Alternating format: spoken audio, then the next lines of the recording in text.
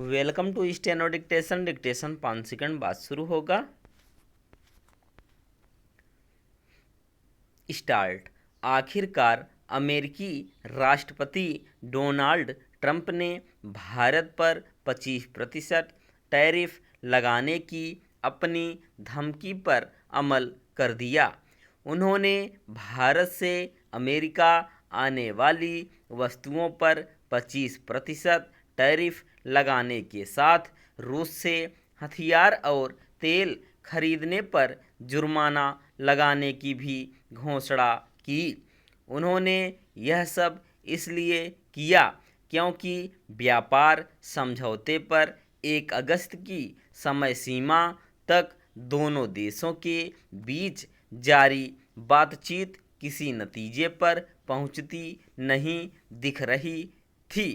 ऐसा इसलिए था क्योंकि भारत अमेरिका की शर्तों पर समझौता करने के लिए तैयार नहीं, उसे आगे भी तैयार नहीं होना चाहिए।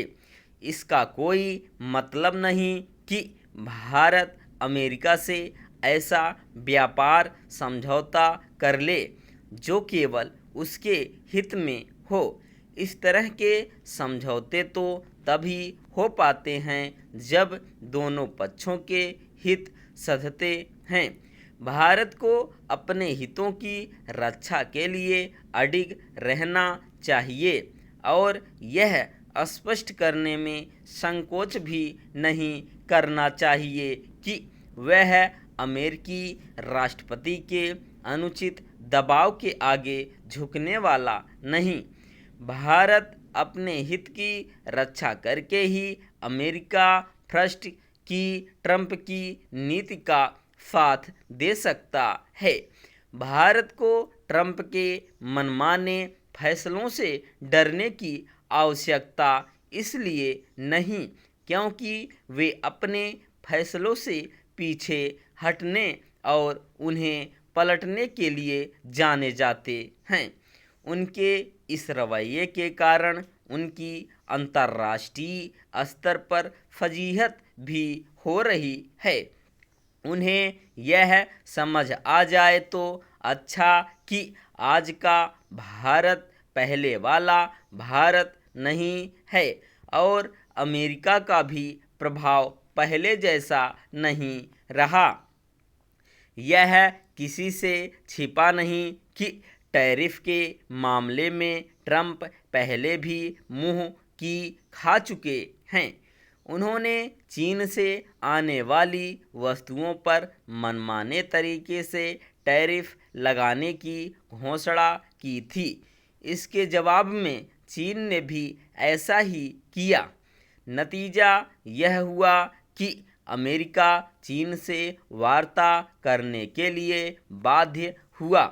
यह ठीक है कि भारत की आर्थिक स्थिति चीन जैसी नहीं, लेकिन इसका यह भी अर्थ नहीं कि वह अमेरिकी राष्ट्रपति के तथाकथित कठोर रवैये के आगे अपने हितों की बलि दे दे।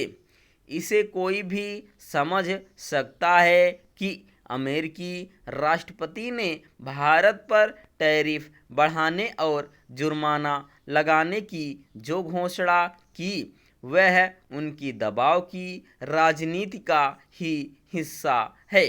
इस राजनीति की पोल खुल चुकी है।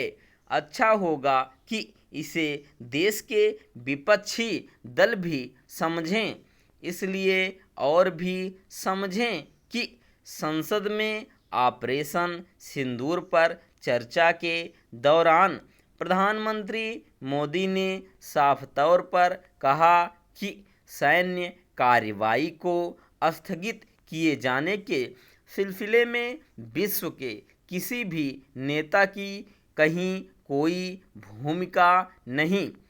स्पष्ट है कि भारत पाकिस्तान के बीच सैन्य कार्रवाई को कथित तौर पर रोकने का ट्रंप का दावा फर्जी है। वास्तव में इसी कारण वे अपने इस थोथे दावे को बार बार दोहरा रहे हैं। स्टॉप।